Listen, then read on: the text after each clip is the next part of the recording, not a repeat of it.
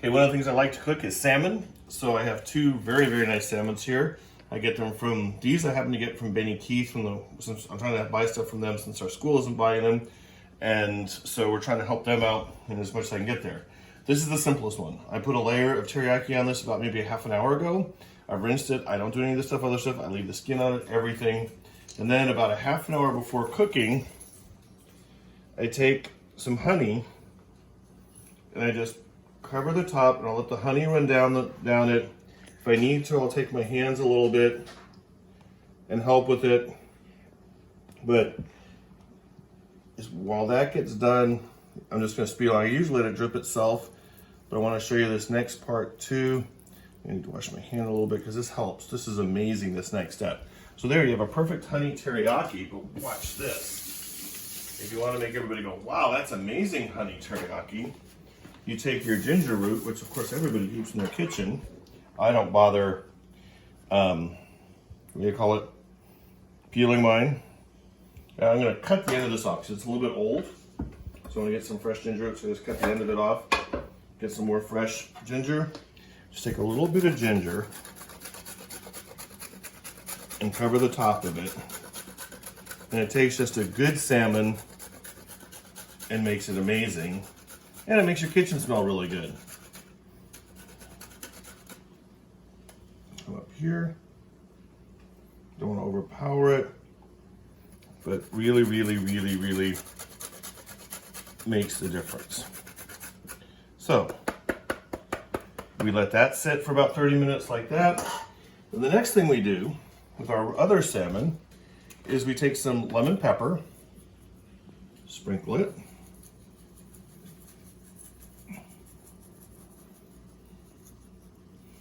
Now I've also just used the Boulder's chicken fajita seasoning for this.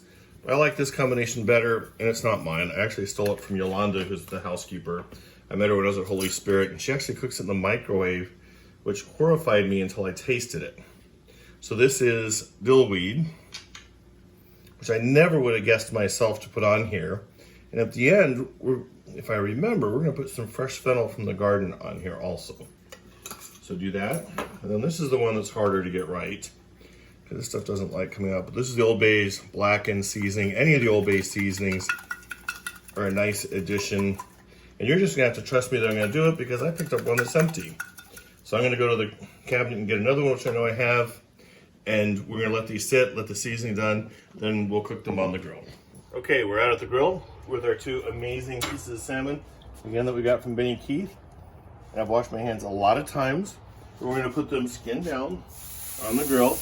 The reason we're using the extra large and not the small is we wanna lay them out flat.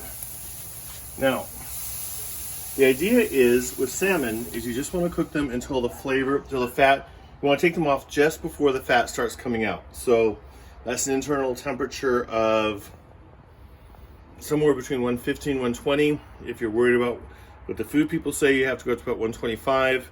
But this is, as long as you get sushi grade salmon and you do the right things with it, you're okay taking it off at 115, 118 is usually where I take it off. So we'll be back in a few minutes after that's done. And you can see I have the grill at about 375.